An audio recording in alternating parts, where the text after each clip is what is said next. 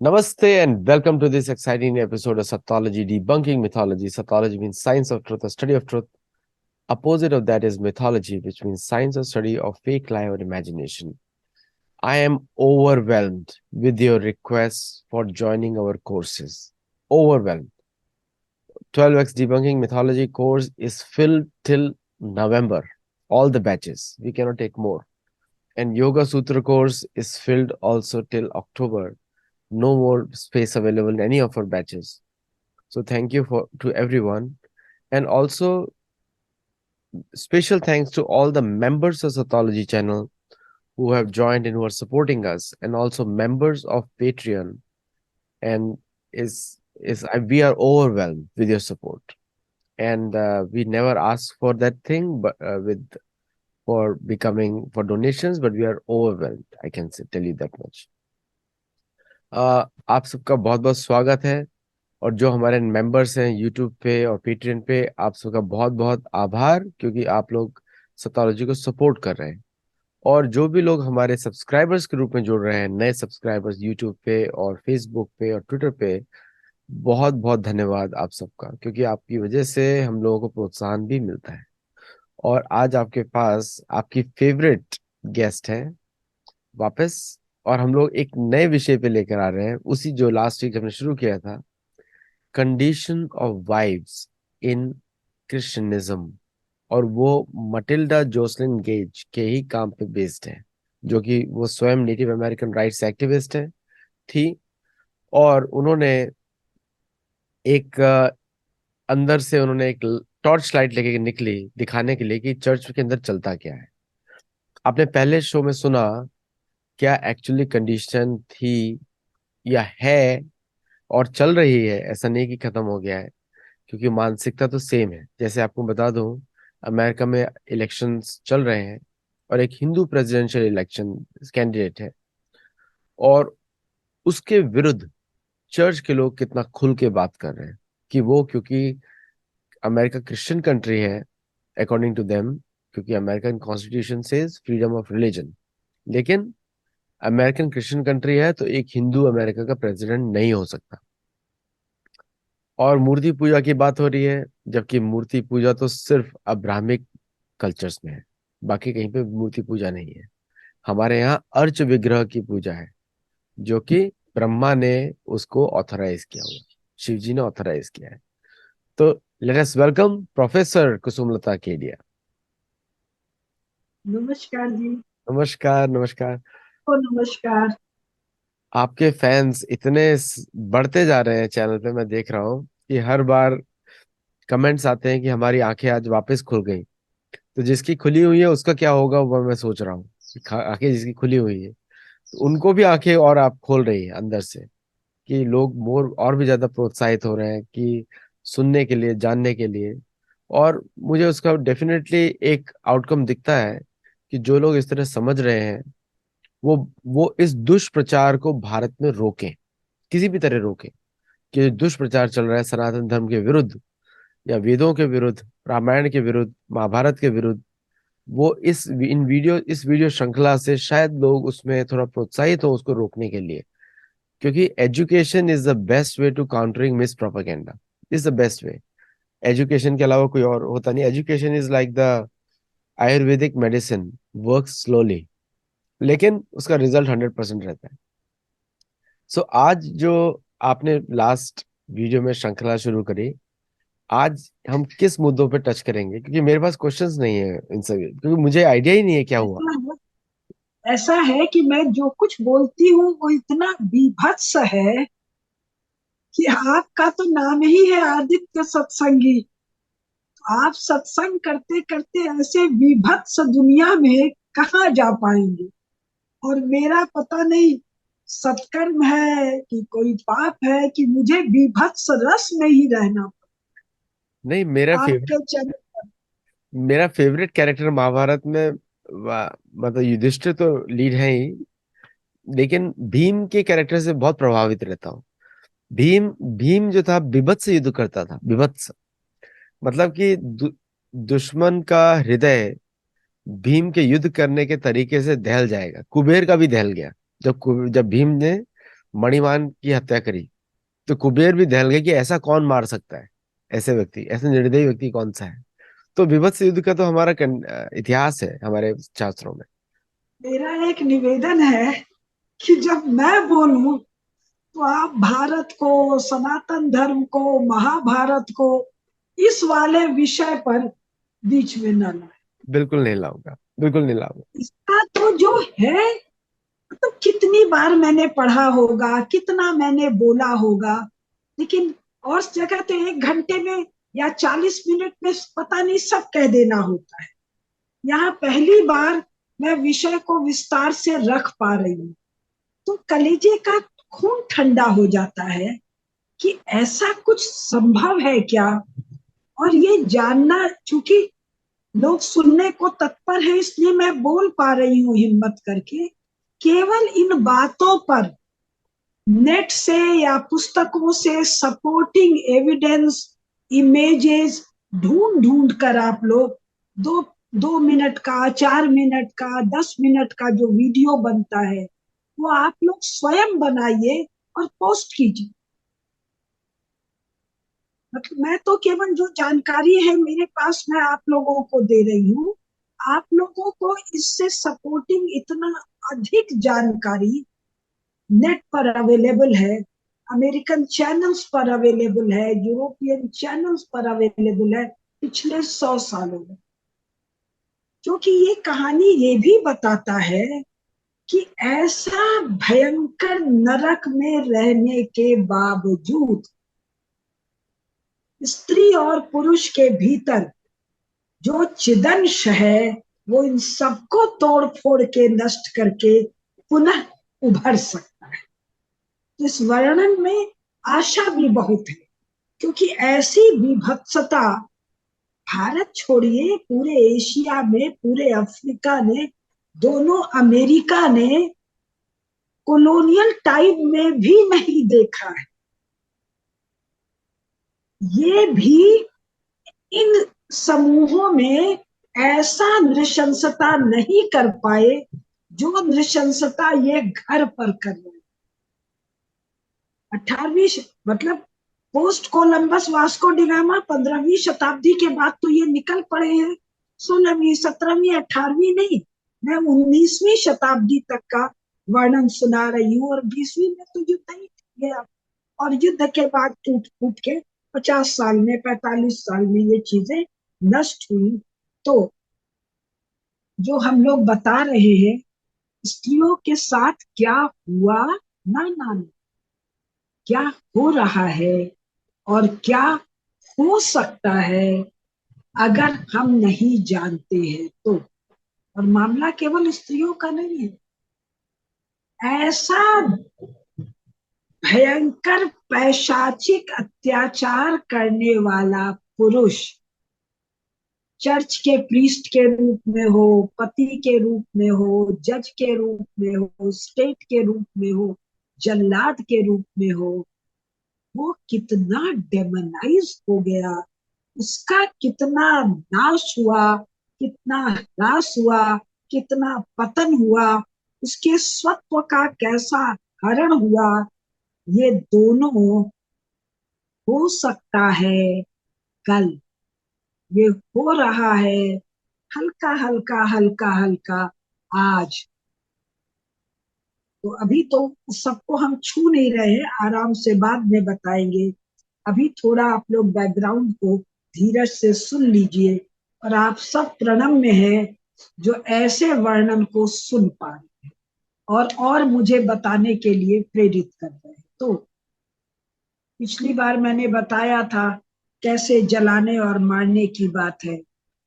अब एक चीज है, मैं इस पुस्तक के जो पहले दिखा चुकी हूँ, woman church and state, Matilda Josselin gauge, इसका रिप्रिंट भारत में हुआ है voice of India new Delhi से। इंटरनेट पे अवेलेबल है ये पुस्तक। इसका पृष्ठ संख्या 313। वहां पर एक मैरिड वुमेन्स प्रॉपर्टी एक्ट है इंग्लैंड में, था। उसमें एक प्रश्न आता है,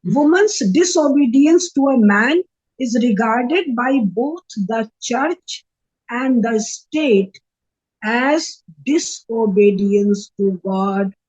भारत नहीं पढ़ रही हूँ, बांग्ला इंडोनेशिया के बारे में नहीं पढ़ रही हूँ, जापान, अफ्रीका, लैटिन अमेरिका नहीं, Europe under the church, not Europe under Christianity. भूल जाइए, क्राइस्ट हुआ ही नहीं, क्राइस्ट नाम के कल्पित जीव को भी बदनाम मत कीजिए। Europe and United States of America under church. Woman's disobedience to man, man का मतलब husband, is regarded by both the church and the state as disobedience to God. As late as the first half of the present century, यानी कि 1850 19th century की किताब है, it was held as constructive treason, ये गद्दारी है, in England punishable by the state for a wife to refuse obedience to her husband's command or in any way to question his authority. किस किस मामले में विस्तार आएगा? She was required to be under submission to him as the direct representative of the deity. God का direct representative husband है, कहाँ? England के प्रोटेस्टेंट कानून में। अतः हस्बैंड ने कहा उठ जाओ, वो नहीं उठी। हस्बैंड ने कहा, उसको धक्का मारा, उसने प्रोटेस्ट किया। This is protest against God, church and state and punishable as treason. पति परमेश्वर कहाँ से आया? प्रोटेस्टेंट इंग्लैंड से आया। कैसे आया?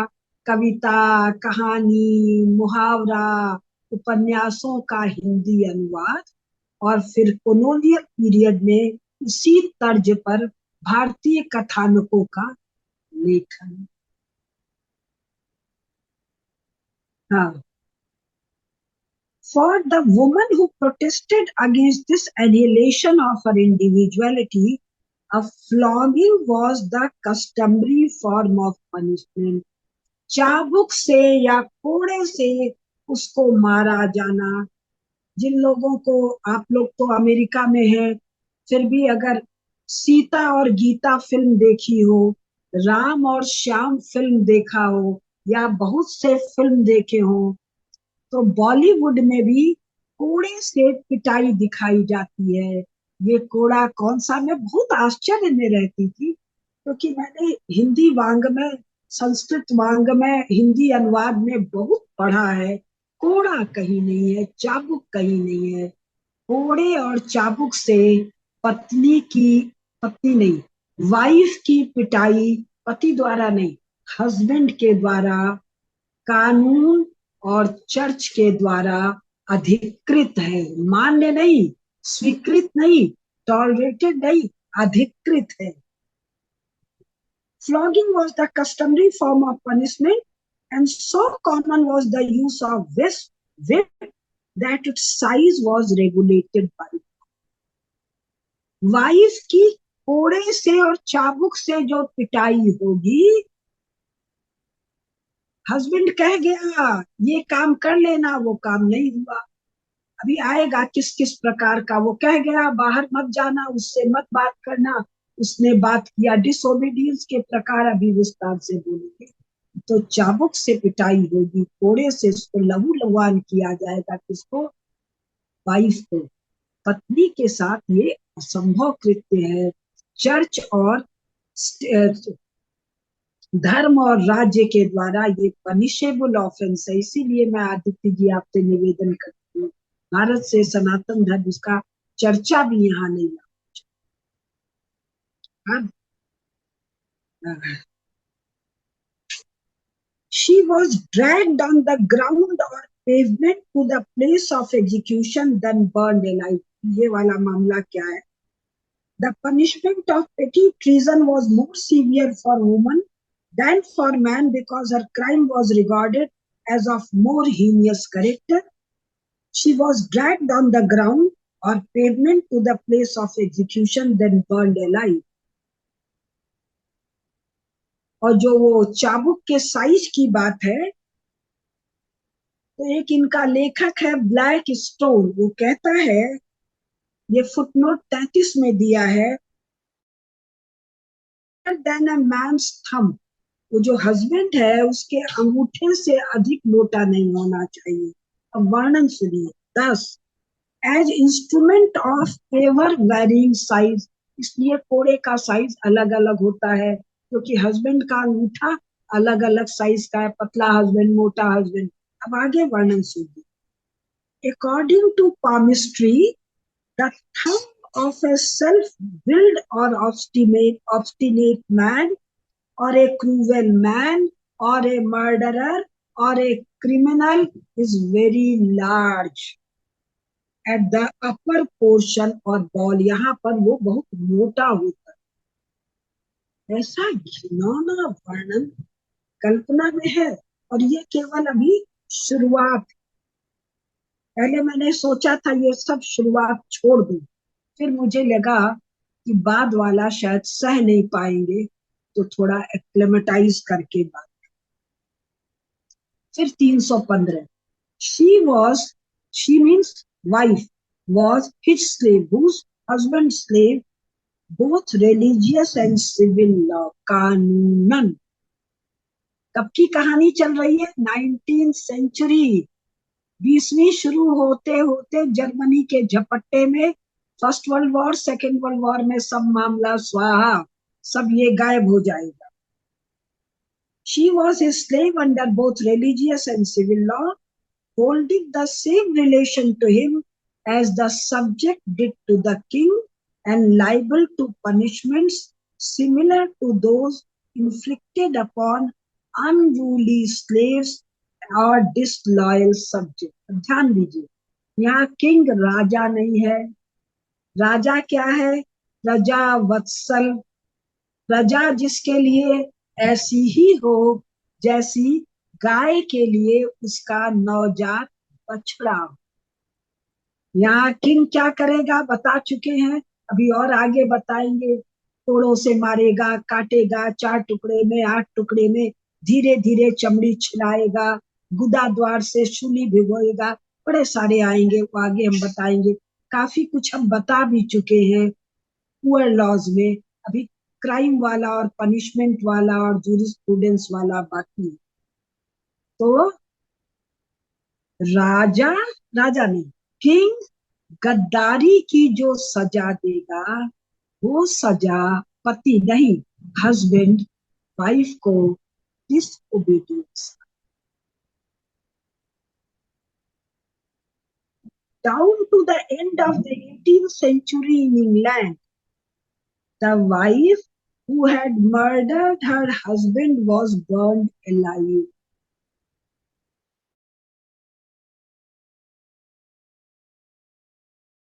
क्या कर दी? तो ऐसी वाइफ को जिंदा जलाया जाएगा। जिंदा, जिंदा मतलब जिंदा जलाया जाए।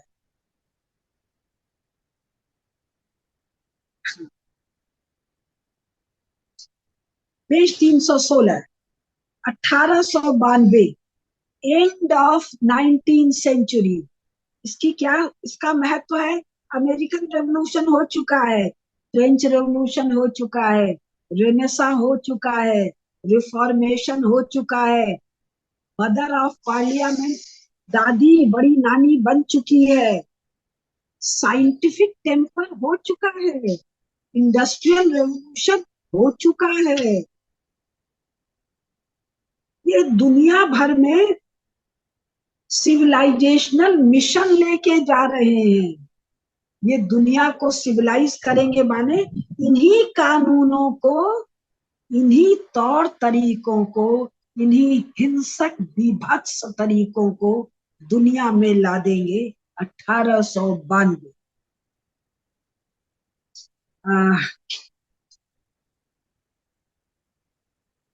अब ये मामला क्या है 1892 का, मैं जल्दी पढ़ूंगी। एक वाइफ है, उस फिनलैंड नाम का देश है, वाइफ के सामने कोर्ट का मामला है। Because the wife had also forced her husband's name for small sums of money, धोखाधड़ी करके हस्बैंड के नाम पर उसने रुपया गबन किया था। Having under law first been robbed by him of earnings, क्योंकि वो हस्बैंड ने पहले उसकी सारा जो कुछ भी उसके पास अर्निंग्स थी उसको छीन लिया था।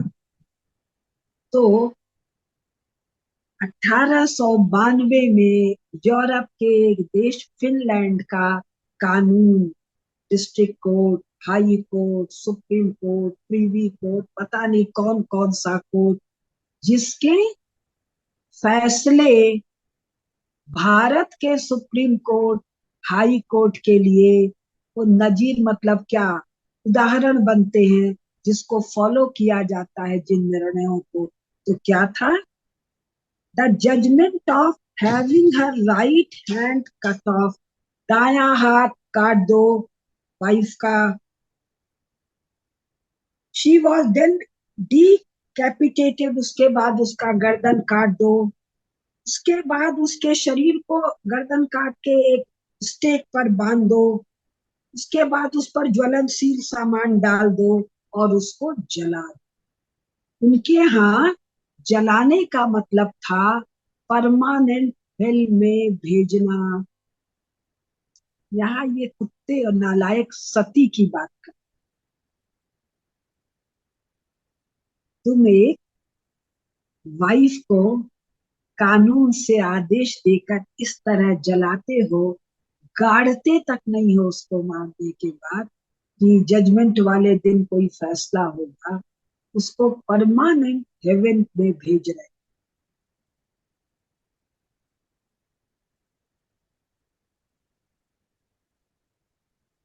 317 under the laws of most Christian states, ये फिनलैंड इंग्लैंड नहीं, most Christian England, Germany, France, Italy, Sweden, Poland, you game go on naming it. Under the laws of most Christian states, a woman is robbed of herself and all of her possessions by the simple fact of her marriage. इसका किस भारतीय चीज से हम तुलना करें भाई? इसका हम किस जापानी चीज से तुलना करें भाई? इसका हम किस अफ्रीकी नियम कानून प्रथा से तुलना करें भाई? इसका हम कैसे दोनों अमेरिकन ऑस्ट्रेलियन तरीकों से तुलना करें भाई? इसकी तुलना तो प्रोटेस्टेंट की तुलना कैथोलिक और उसके जो 10 15 20 50 जो और हैं शाखाएं, उन्हीं से एक दूसरे से तुलना की जा सकती है। इन लोगों की तुलना और किसी से संभव।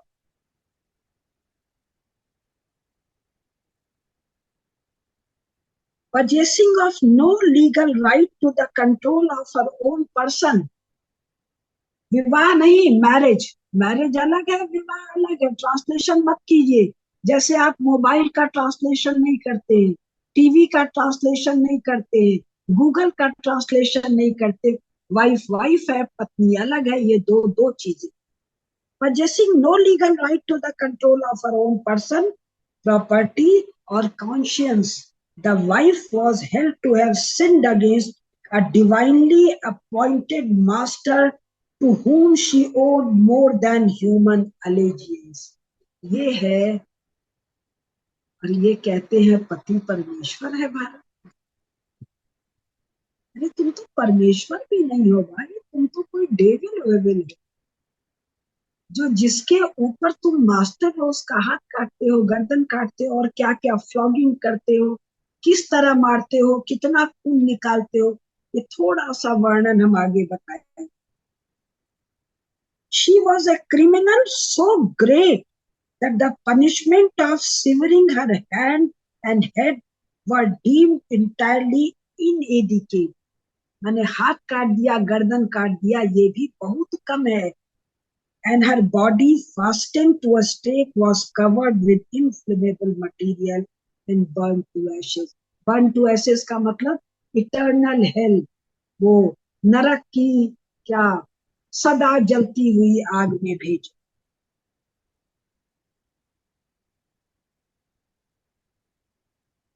Page 318, the old law of marriage instituted by the church, which instituted by the church, मैं जोड़ रही हूँ, and state, which held the wife as belonging body and soul to the husband, who not alone possessed control over her actions, but decided her religion is still extant.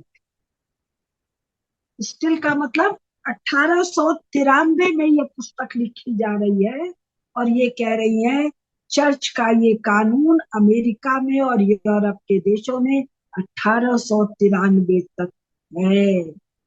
Aditya ji बताएंगे और आप लोग खोज के बताइए क्रिश्चियन मैरिज का ये स्थिति क्या बदला है।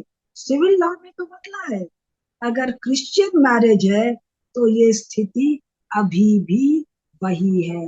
जहां जहां क्रिश्चियन कन्वर्जन है वहां वहां वाइफ हस्बैंड होगा, पति पत्नी नहीं होगा, विवाह नहीं होगा, मैरिज होगा और मैरिज का अर्थ ये होगा। इसलिए ये बीते हुए कल की बात नहीं है, ये हमारे वर्तमान और आने वाले कल की बात है। अब इसमें एक मामला दिया है 319 में, हम पूरा पढ़ नहीं रहे, सार में कह रहे हैं। यूनाइटेड स्टेट्स में वर्जीनिया नाम का कोई राज्य है, वहां पर जो वाइफ है उसने अपने बच्चे को चर्च में ले गई और चर्च में किसी से जो भी करवाना था करवाई। हस्बैंड वहां पहुंच गया, वहां प्रोटेस्ट किया, clergy has no right, wife has no right, church has no right, only he has the right, suing the clergyman for an interference with his vested rights over wife and child. Property है और property भी कैसी है, भेड़ कुत्ते बिल्ली चिड़िया जैसी है, वो आगे आएगा। अब ये आगे कह रहा है the church theory incorporated into law, कानून है उसके थ्योरी के अनुसार that both wife and child belong to the, इसीलिए वो लोग कई बार कहते हैं ना marriage is a licence for prostitution, पहले भी आ चुका है, marriage is a licence for prostitution. विवाह का मैरिज से कोई लेना देना, विवाह धर्म के अनुपालन के लिए, धर्म के आचरण के लिए सहधर्मिणी की आवश्यकता है।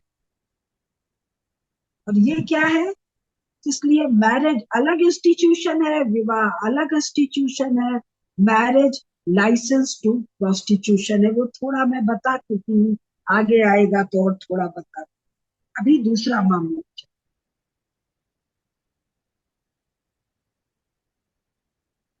the general ground under law is that a wife had no rights in law as against the husband. ये मामला मुकदमा कोर्ट में गया, पेज 320, तो द जज इंस्ट्रक्टेड द वाइफ, ये नहीं है कि घर गृहस्थी में हो रहा है, कोर्ट में केस है और जज कह रहा है, द जज कब 1893 तक की कहानी है, कहा United States of the America. The जज instructed the wife that she had no right to teach her children what her husband did not believe, even though she herself most fully believed what she taught.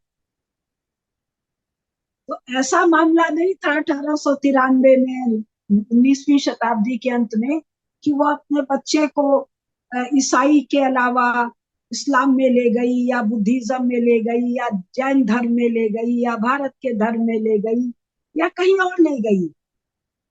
Ram की पूजा करो कि कृष्ण की करो कि शिव की करो, ये भी उदाहरण मेरा गलत है। चर्च का ही 150 जो वैरायटी है उसका कोई दूसरे वाले में ले गई, तो कह रही है कि no, she has no right, he impressed upon her, he who judge in a court of law impressed upon her that she was not rearing her children for herself but as her husband's property over which she possessed no control, only in so far as the husband made her his agent. ये court का कानून है साहब। कल की बात है, थोड़े दिन पहले। अभी वर्तमान में क्या है, मेरे पास पुस्तक नहीं है, जिसके लिए मैं आप लोगों से निवेदन कर रही हूँ, जो लोग अमेरिकन यूनिवर्सिटी में मुझे सुन रहे हैं, इसको देखो भाई, ढूंढो। आदित्य जी। एक्चुअली एक्चुअली जो आप थोड़ा बता रहे हैं, थोड़ा सा हाँ।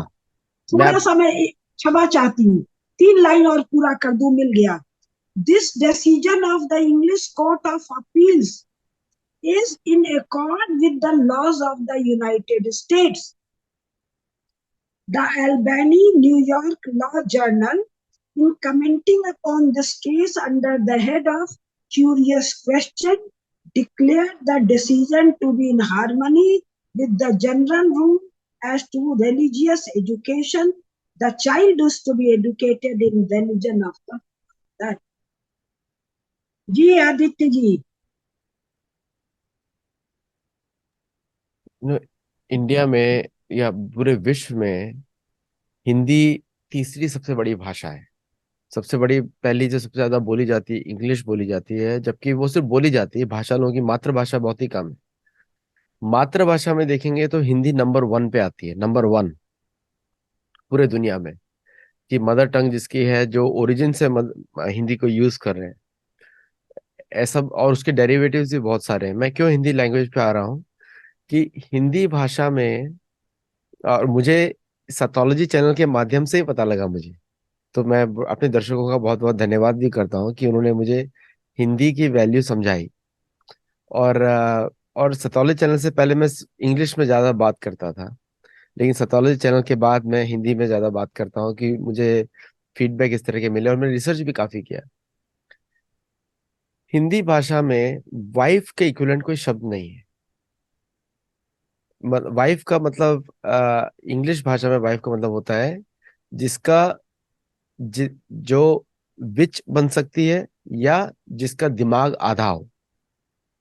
मतलब लिटरल ऐसे ही मीनिंग आता है वाइफ का। ये लैटिन, ये ग्रीक शब्द से लिया गया था, ग्रीक और रोमन से लिया गया था। लेकिन चर्चिज्म के बाद, क्रिश्चियनिज्म के बाद इसका मतलब और भी विवत्स हो गया। तो तो वाइफ को अभी हमारे इंडिया में भी मैं आजकल देखता हूँ कि बहुत सारे अमेरिकन टर्म्स यूज करते हैं हिंदी लैंग्वेज में। जैसे कि संबोधित जब करते हैं तो बेब या ऐसा करके शुरू कर दिया है इंडिया में, जो अमेरिका में बोलते हैं। मूवीज के थ्रू आया है वो, हॉलीवुड मूवीज के थ्रू। लेकिन उन सब का अर्थ इतना ही होता है, वाइफ के इक्विवेलेंट ही होता है इधर अमेरिकन समाज में। जैसे अगर अमेरिकन समाज में कोई वर्ड है, वो इनका मानसिकता या उनके अनुसार ही होगा, उस वो भारत में एप्लीकेबल नहीं है। तो जो अर्धांगिनी जो शब्द है, वो वाइफ के लिए जो यूज किया जाता है भारत में, या भाग्यवती या भाग्यवान, इस तरह के शब्द यूज किए जाते हैं, उसके इक्विवेलेंट वाइफ बिल्कुल आता ही नहीं है। ना ही हस्बैंड आता है। हस्बैंड का मतलब वो तो चुड़ैल है। चुड़ैल। हस्बैंड का मतलब ये है, जैसे हम खेती करते हैं तो धान को काटते हैं ना, पीटते हैं, वो लिटरली उसका मीनिंग है, लिटरल उसका मीनिंग ऐसा ही है। तो दो, देर इज नो कंपैरिजन कि उस अर्धांगिनी चुड़ैल को पीटते हैं। खटखट खटखट करना है। हाँ, वो हस्बैंड है। और वाइफ का वाइफ है। मतलब, हाँ। जरा कंट्रोल के बाहर गई तो वो क्या करेगी, वो मुझे बताने में थोड़ा संकोच आ रहा है, लेकिन वो मैं सुनाऊंगी जरूर एक दिन, जिस हाँ, दिन थोड़ी हिम्मत आ जाएगी। तो ये जो भारत में एक कल्चर बन गया है कि जस्ट कोई भी अमेरिकन या वेस्टर्न हो, इंग्लिश लैंग्वेज में शब्द हो, उसको तुरंत हिंदी भाषा में डाल देना है। एक अच्छा कल्चर भी है कि हिंदी शब्दकोश में अंग्रेजी शब्द नहीं घुसते, लेकिन ऑक्सफोर्ड डिक्शनरी में हिंदी शब्द जरूर घुसते हैं। क्योंकि वो क्रिश्चियनिज्म कॉन्सेप्ट पे चल रही है, इनकल्चरेशन बोलते हैं, इनकल्चरेशन बोलते हैं कि दुनिया भर के शब्द डाल दो उसके अंदर। कल ही रामेश्वर जी हमारे शो पे बता रहे थे, एक नया शब्द घुस गया है, इंग्लिश लैंग्वेज में भी आ गया है। जैसे इंग्लिश लैंग्वेज में आपको रोटी भी मिलेगा, ऑक्सफोर्ड डिक्शनरी में रोटी भी है, रोटी की जगह रोटी भी चलिए, है। अभी थोड़ी हिम्मत आ रही है तो एक चीज बता दें। ये मेरी बात वाइफ खत्म करने बना दीजिए क्या एक बार है? ना, एक बार, जी बार खत्म कर जी दो। जी तो मेरा ये रिक्वेस्ट है दर्शकों से कि कृपया करके जो भी आप अमेरिकन टीवी पे देखते हैं, अमेरिकन टीवी पे जो दिखाया जाता है वो अमेरिकन वास्तविकता से बिल्कुल विपरीत है। जो अमेरिकन टीवी हॉलीवुड में दिखाया जाएगा, किस तरह अमेरिकन हीरो स्त्री के लिए लड़ रहा है, वास्तविक समाज में, अमेरिकी समाज में ये कॉन्सेप्ट ही नहीं है। अभी आजकल तो कोर्ट की वजह से शादी भी बंद हो गई है, क्योंकि कोर्ट्स ने पनिशमेंट देना शुरू किया है पुरुषों को, तो वो शादी बंद हो गई है। तो मेरा ये रिक्वेस्ट है भारतीय लोगों से कि जो अमेरिकन मीडिया टीवी पे या टीवी पे दिखते हैं शब्द, उनको भारतीय लैंग्वेज में लाने की कोशिश भी ना करें। Please continue now. अब ये जो वाइफ, खड़े रहिएगा, ये जो वाइफ है, ये हस्बैंड का जननांग लेके भाग जाए, तो बिफोर इंटीमेट रिलेशन इसकी ठीक से कुटाई करते हैं कि ये अपने विच का स्वरूप ना ले सके। और इससे रिलेटेड कितने कितने मामले हुए हैं, वो जब मैं विच पर आऊंगी तो पढ़ के सुनाऊंगी। तो मैं जब सबसे पहले पढ़ी तो मेरे में लिखने का हिम्मत नहीं था। तो काशी में रिम्पोछे जी थे। दलाई लामा का नाम सुना है आप लोगों ने? तिब्बत वाले दलाई लामा। जो सेकंड है वो रिम्पोछे जी। उन्होंने कहा, professor Kedia, you will have to write and you will have to speak. तो हमने कहा मैं किसी फेक नेम से, वो होता है ना फेक नेम नहीं, वो कविता वाला नाम, तो मैंने कहा मैं कहानी लिखती थी आनंदी नाम से, मैं आनंदी के नाम से लिख दूंगी। बोले nobody will trust, you have to write in your name, then only your scholarship will vouch for that. और तब मैंने हिम्मत करके इन सब बातों को हिंदी में अनुवाद करके लिखा। तो आप क्या सुनाऊंगी पूरा, अभी तो वाइफ ही सुन लीजिए। समय है ना? है तुम्हें। समय है, समय है जी। अभी तो मैंने शुरू भी नहीं किया। हाँ, अब एक वहाँ इंग्लिश विमेन सफरेज जर्नल है, वो बता रहा है वाइफ प्लेसेस द मिस, एक मिनट रुकिए, कि ये जो चर्च है that places women upon the same level as a man's flocks and herds, oxen and cattle. अब एक सूट हुआ ओहियो में, ओहियो तो आपके यूनाइटेड स्टेट्स ऑफ अमेरिका में है, 1879 में, known as the Lucy Walker case. अब इस लूसी वॉकर में केस में ये हुआ कि जज महोदय हैं जज डॉज, तो उन्होंने जो डिसीजन दिया उसमें फर्स्ट सेकंड थर्ड फोर्थ हम सुन के सुना रहे हैं, that a husband has a property interest in his wife.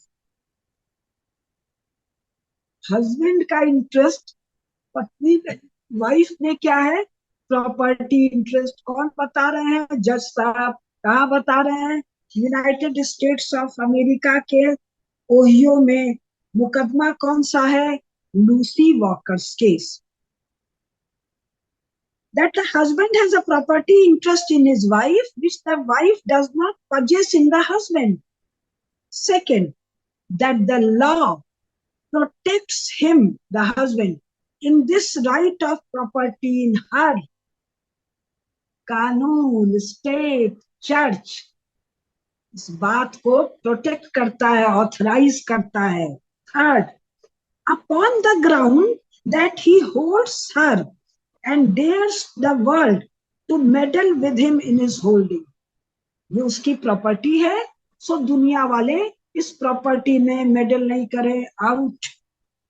Fourth, but on the contrary, the wife looks alone to the husband, the law compelling her to do so.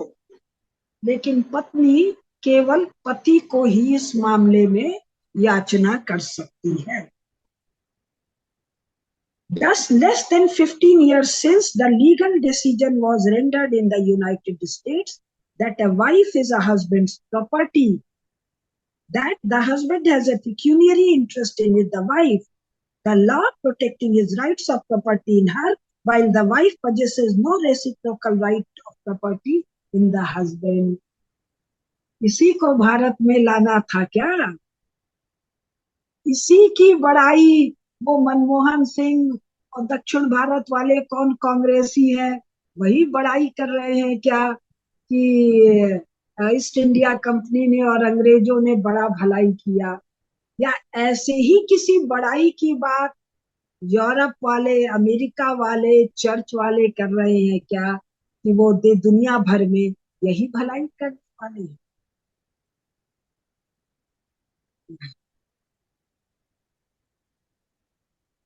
अब आगे और मजेदार, page 323। But can a husband sue his wife if she refuses to support him out of her property, to give him her earnings or keep her marriage contract? पति सू कर सकता है क्या? Not at all. क्यों? Can a father sue his minor child that refuses him obedience and service? Not at all. And why is this? For the same reason that he cannot sue his flocks or his herds. जैसे वो अपने भेड़ बकरियों को सू नहीं कर सकता है, डंडा मार के सीधा कर सकता है, अपने गाय बैल घोड़े सुअर भैंस को सू नहीं कर सकता है. His oxen and his cattle, they are his. उसी तरह वो अपनी वाइफ को सू नहीं कर सकता है.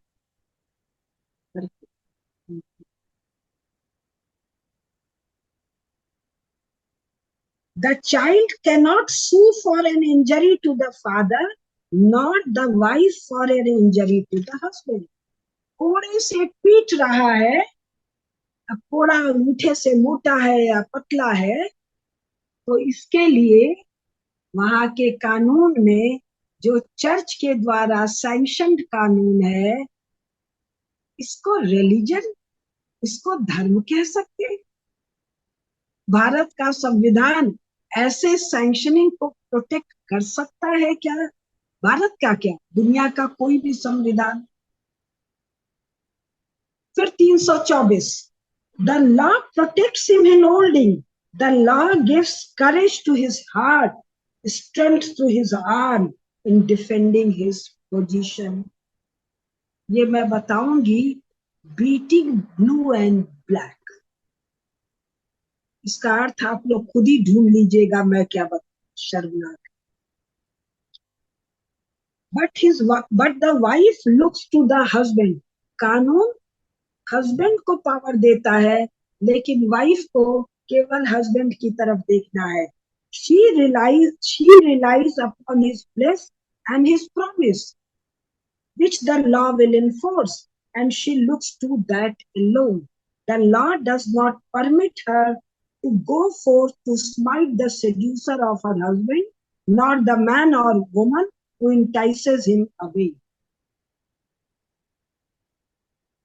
ये है चर्च की रिलीजियस पोजीशन और ये है कानून की पोजीशन. अब एक मामला गया डाइवोर्स के लिए, पेज 325. वाइफ ने कहा कि मुझे इस आदमी से सेपरेशन चाहिए. क्यों सेपरेशन चाहिए? ये भी मामला अमेरिका का है, क्योंकि महिला जो लेखिका है मटिल्डा जोसेलिन गेज, ये अमेरिकन है.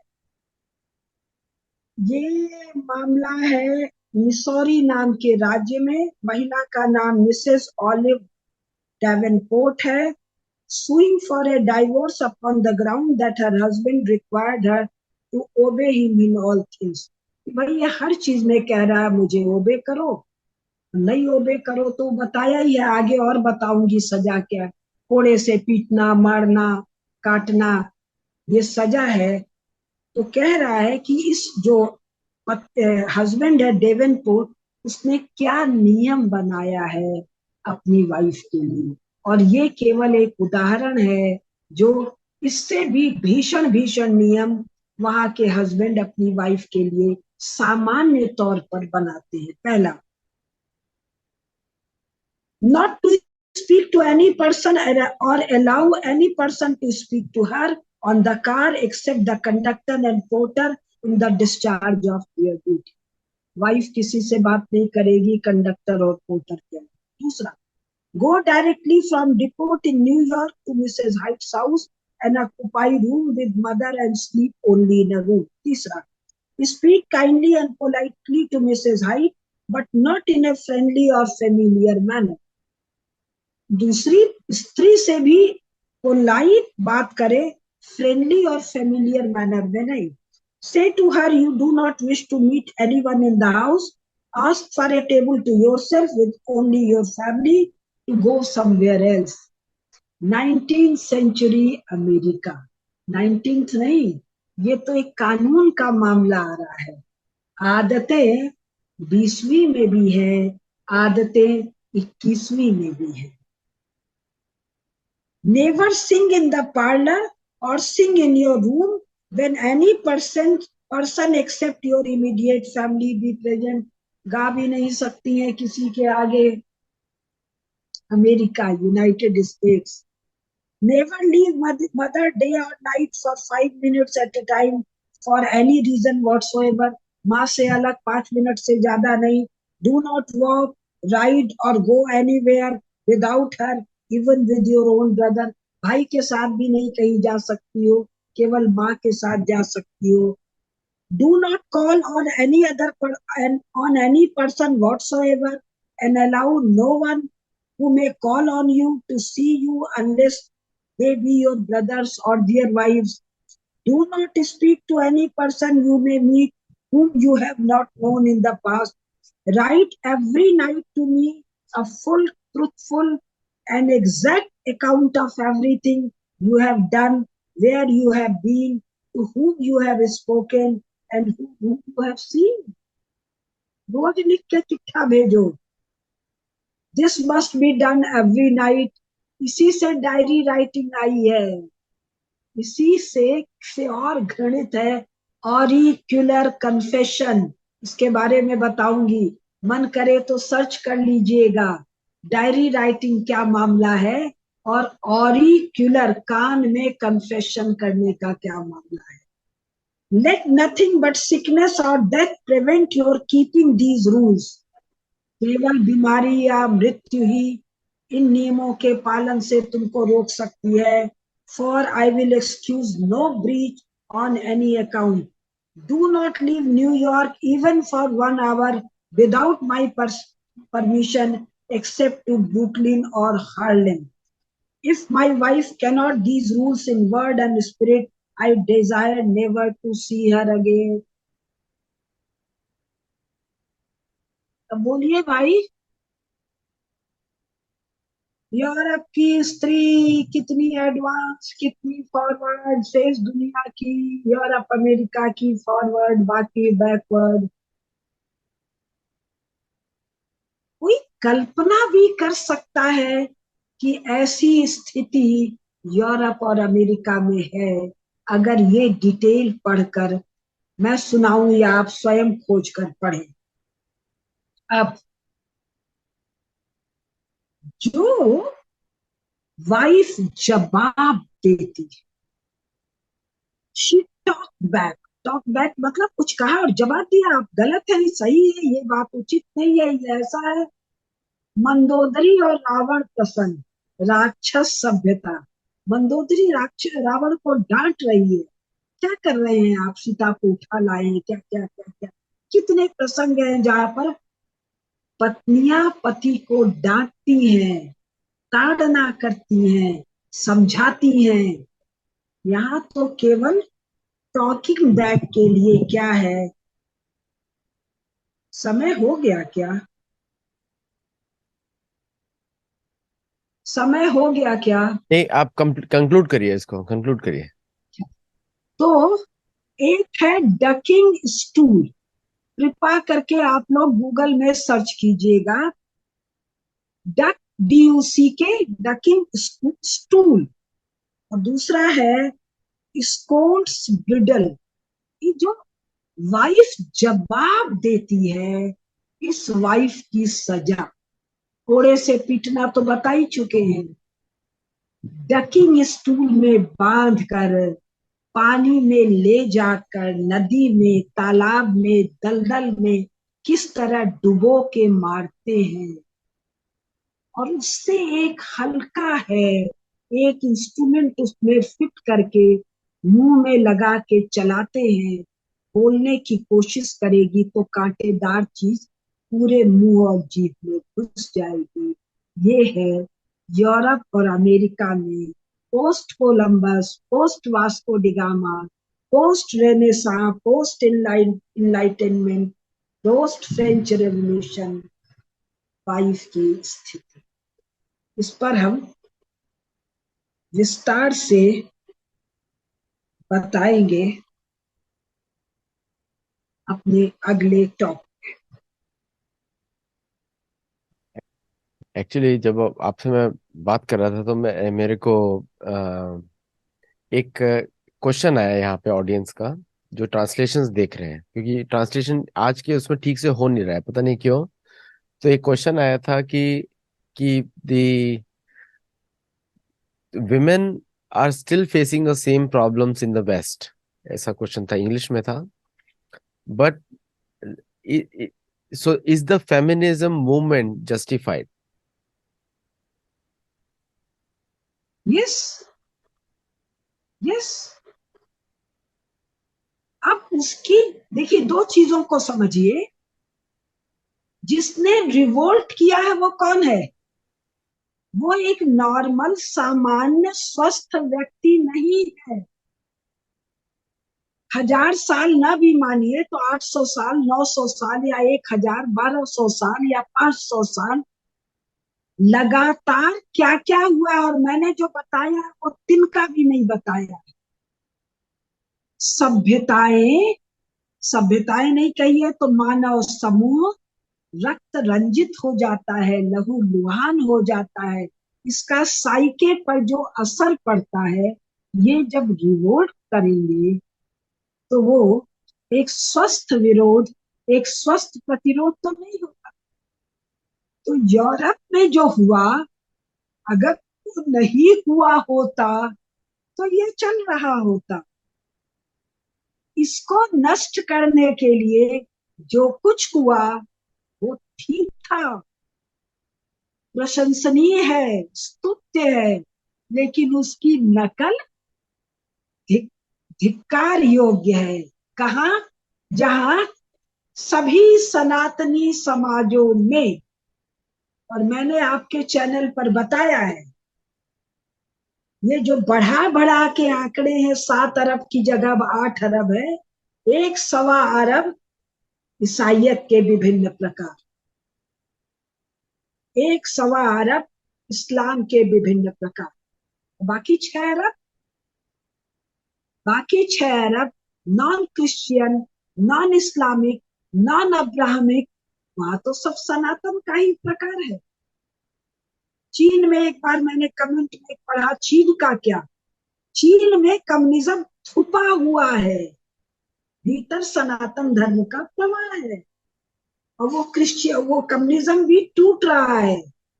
तो इन 5 अरब, 6 अरब, 4 अरब, 4.5 अरब समाजों में अपने को आधुनिक कहने वाली स्त्रियां अगर उस ग्रेड का फेमिनिज्म कर रही हैं, धिक्कार योग्य है, शर्मनाक है, लज्जाजनक है, थू है उन पर, छी है उन पर। लेकिन वहां तो स्तुत्य है, उनकी वीरता। वो मैं सुनाऊंगी आप लोगों को जब बात करूंगी विमेन्स लीग की, जब मैं 21st सेंचुरी में आऊंगी तब मैं बताऊंगी कैसा कैसा सफल प्रतिकार प्रतिरोध करके पूरी चर्चियनिटी को तोड़ दी। जी। नहीं, ये पूरा अब्राहमिज्म में हर जगह स्त्रियों के विरुद्ध बहुत ज्यादा आक्रमण होता है। और आई थिंक कि इसी वजह से भारत में भी जो अब्राहमिक कम्युनिटी की महिला है उनके लिए सशक्तिकरण के लिए अभियान जो मोदी जी कर रहे हैं उसका लॉन्ग टर्म इम्पैक्ट होगा, क्योंकि एजुकेटेड है ये।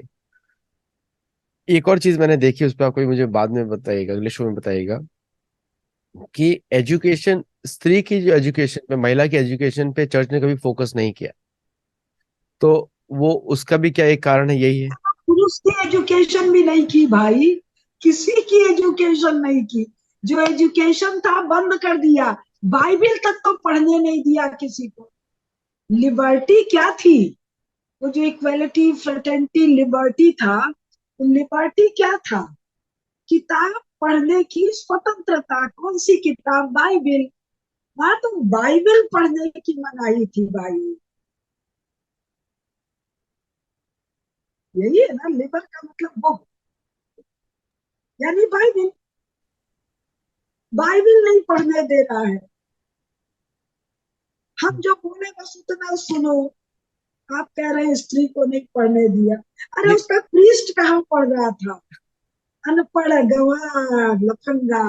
राजा नहीं पढ़ा हुआ था, रानी मंत्री नहीं पढ़े, मेरी मेरी प्रधानमंत्री नहीं पढ़ा हुआ है।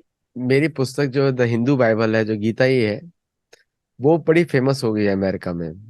तो मुझे यहाँ पे लोकल चर्च बात करते थे, बाइबल नाम सुन के बुलाते थे।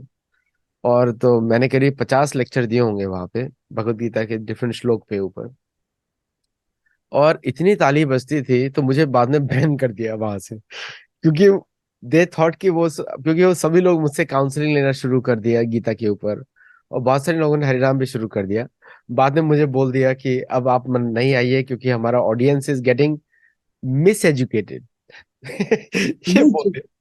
और जबकि मैंने एक बार भी जो है, जो मैं सिर्फ कॉमन सेंस पे बातें किया, जो गीता के जो मन बुद्धि अहंकार पे बात किया, मैंने चूज किया था श्लोक का मैंने पर्टिकुलरली। तो एक जो श्लोक था भगवत गीता का, काफी फेमस है, सर्वधर्मान परित्यज्य माम एकम शरणम व्रज। भगवान बोलते हैं सारे धर्मों को छोड़ दो, मतलब आर्टिफिशियली सेल्फ क्रिएटेड कर्तव्य, मतलब ड्यूटीज को छोड़ दो और मेरी शरण ले लो। यहाँ पे भगवान रिलीजन की बात नहीं कर रहे हैं। यहाँ पे बोल रहे हैं, हमने बोल दिया अरे हमारे पास समय नहीं है, लोग बोलते हैं हमारे समय नहीं है। सब चीज के लिए समय है, लेकिन भगवान के लिए समय नहीं है। तो मैंने उस श्लोक पे मैं थोड़ा इलेबोरेट किया था। और वो that was my last lecture यहाँ पे एक चर्च में। अभी दूसरे चर्च बुलाएंगे, क्योंकि बुक बड़ी फेमस है। तो पॉइंट इज कि एजुकेशन की बात आई, मतलब इंडिपेंडेंस, ये सारे लोग ग्रेजुएट्स हैं, वेल ऑफ फैमिलीज के हैं, और इनको प्रॉफिट कैलकुलेट करना आता है। लेकिन मतलब स्किल है वो, लेकिन एजुकेशन नहीं है, मतलब विद्या नहीं है। विद्या अविद्या का पूरा अभाव है। तो आपके लेक्चर से। नहीं, हाँ। जहाँ पाप का ऐसा घटाघोप है ना, वहां विद्या की बात ही करना गड़बड़ है। लेकिन जो कमाल की बात है, ऐसे पैशाचिक धुंध में रहकर भी जब ये बाहर के समाजों के संपर्क में आए, तो इन्होंने अंधकार को काटा। इन्होंने चर्च के अंधकार को नष्ट किया, चर्च को नष्ट कर दिया। इसके लिए वीर यूरोपीय स्त्रियां और पुरुष दोनों स्तुत्य हैं। मैंने तो अपनी पुस्तक ही उनको डेडिकेट की थी, यूरोप के वीर स्त्री और पुरुषों। और इससे बहुत प्रेरणा मिलती है कि कैसा भी घटा घोप अंधेरा हो, आपके भीतर जो दैवी शक्ति है, उससे आप इसको छिन्न भिन्न कर सकते। हम्म। मैं तो जब ये चर्चियनिटी का इतिहास पढ़ती हूँ, मैं हिम्मत से भर जाती। इसको अगर नष्ट किया जा सकता है, तो फिर बाकी चीजें तो छुट भैया है, थोड़ी सी। अब कम्युनिस्ट हैं तो मुसलमान हैं, तो लफंगे हैं, तो लुच्चे हैं। अरे इनको तो ऐसे समझा दिया। अच्छा, मेरा आपसे एक रिक्वेस्ट होगा, और क्योंकि दर्शकों का भी डिमांड है कि आपको मुझे बैठ के, मैं पब्लिकली बोल रहा हूँ ताकि लोग मुझे शक ना करें कि वे बोला नहीं, पब्लिकली बोल रहा हूँ मैं। आपको मुझे बैठ के सेशंस को प्लान करना पड़ेगा, ये जो कोर्स हम लोग करना चाहते हैं यूरोपियन हिस्ट्री पे, ताकि लोगों को उसके बारे में पता लगे। और वो हम सतोलॉजी स्टाइल में करेंगे, जो क्योंकि हमारे बाकी कोर्सेज बहुत ही सक्सेसफुल है, और उसमें हम काफी मॉडर्न एग्जाम्पल्स और टेक्नोलॉजीज भी यूज करते हैं, तो वी विल प्लान अकॉर्डिंगली। और ये फीस वाला कोर्स होगा, क्योंकि जब हम फ्री का कोर्स करते हैं, मेरा एक्सपीरियंस है, और सतोलॉजी भी इज ए नॉन प्रॉफिट, तो हम लोग पैसे के लिए कर काम ही करते रहे ही हैं नहीं। अभी आप। हम्म। फ्री तो अभी कर ही रहे हैं ना। हाँ। नहीं, हमारे बाकी जी कोर्सेज सारे फ्री होते हैं, ऑप्शनल होते हैं। एंड जी। But better than anything the world has seen, क्योंकि हम लोग बहुत मॉडर्न एग्जाम्पल्स यूज करते हैं और आचार्यों से बाहर नहीं जाते बाकी कोर्सेज में। यहाँ पे हमारी आचार्य आप हैं। तो तो लेकिन मुझे मॉडर्न चीजें नहीं आती हैं, वो आपको हैंडल करना होगा। वो हमारे स्टूडेंट्स करेंगे, हमारे वॉलंटियर्स करेंगे। और जो जी। लोग हमारे साथ सतोलॉजी कोर्सेज में वॉलंटियर करना चाहते हैं, आप सबके लिए अपॉर्चुनिटीज है। सतोलॉजी समाज सेवा है, इसमें कोई प्रॉफिट के ऊपर हम लोग बात करते नहीं है। हम लोग $0 पे शुरू होते हैं January 1 पे, और December 31 पे $0 पे खत्म होते हैं। सो जो भी आप शोज हमारे देखते हैं, कोई भी देखता है, वो आपके सपोर्ट पर ही चलता है। और मैं अपनी तरफ से जो योगदान करता हूँ मैं वो करता हूँ। लेकिन तो आप लोग जुड़ेंगे तो हमको सिंसियर स्टूडेंट्स चाहिए, क्योंकि हमारे फ्री कोर्सेज में कोई भी जो मेरा एक्सपीरियंस ऐसा रहा है कि कोई भी व्यक्ति पूरे समय तक टिकता नहीं है और वो भाग जाता है, सर्टिफिकेशन नहीं करता। तो हम लोग जो भी फीस आप लोग पे करते हैं, हम बहुत ही नॉमिनल रखते हैं। वो इसीलिए रखते हैं ताकि आप रहें पूरे सेशन में। और हर सेशन का हमारे एग्जाम्स होते हैं। तो जैसे डिबंकिंग मेथोडोलॉजी का एग्जाम है, योग सूत्र का एग्जाम है। और हम लोग योगा अलायंस को रिकॉग्नाइज नहीं करते अमेरिका का। तो आप में से जो भी योगी लोग जुड़ रहे हैं, हम अमेरिकन योगा अलायंस को रिकॉग्नाइज नहीं करते सतोलॉजी, बिकॉज वो पतंजलि योग सूत्र से बाहर है। तो तो हमारे साथ जुड़िए आप लोग। और धीरे धीरे हम लोग अपना ही खुद का स्टैंडर्ड्स बना रहे हैं as a education, as a non profit. और जो लोग फ्रेंचाइज लेके फॉर प्रॉफिट भी काम करना चाहते हैं, तो उसके लिए भी ऑप्शंस ओपन है। आप लोग हमारे साथ जुड़ सकते हैं, सर्टिफाई हो सकते हैं। और उसके बाद अपना अपना जो you want to make income, वो भी आप कर सकते हैं, as long as you regularly certify from satology. तो ये प्रोग्राम हम लोग शुरू कर दिया है। हाँ बोलिए प्लीज। मेरा एक छोटा सा सुझाव है कि जो लोग कोर्स ज्वाइन करना चाहते हैं, उनसे ये भी पूछ लें कि वो किन किन चीजों को ज्यादा जानना चाहते हैं। अगर मैं जानती होंगी तो ठीक है, नहीं तो तैयारी कर। नहीं, एक्चुअली अगर हम बुफे सिस्टम करते हैं ना, तो एजुकेशन में वो चलेगा नहीं। ये गुरु परंपरा पे चलेगा।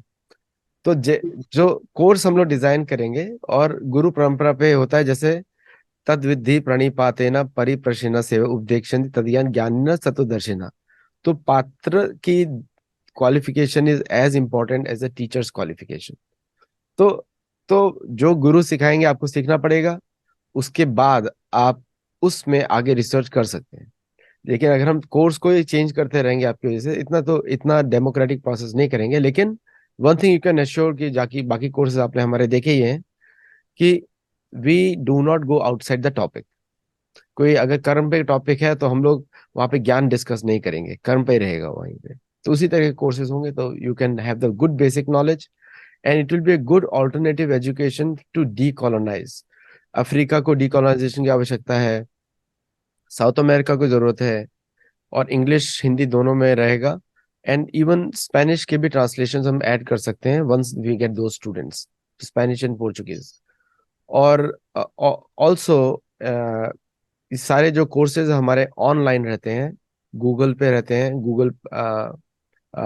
गूगल के प्लेटफॉर्म पे रहते हैं, because and none of them are recorded. आप लोग मुझे पूछते हैं रिकॉर्डेड शोज, हम लोग नहीं करते हैं, क्योंकि हर इंस्ट्रक्ट हमारे यहाँ इंस्ट्रक्टर और इंस्ट्रक्टर दोनों लाइव होने चाहिए। दोनों का चेहरा दिखना चाहिए कैमरे के ऊपर। अगर नहीं दिखेगा तो शायद वो कोर्स कंप्लीट भी नहीं हो पाएगा। सो विद दैट, जो अनाउंसमेंट मैंने कर दिया, आपको आज का शो शायद अच्छा लगा होगा सबको। लेकिन कमेंट जरूर करिएगा, लाइक्स करिए, शेयर करिए और लोगों को बताइए। और प्रोफेसर कुसुमलता केडिया जी का बहुत बहुत धन्यवाद for doing this series of Europe. नमस्ते एंड थैंक यू।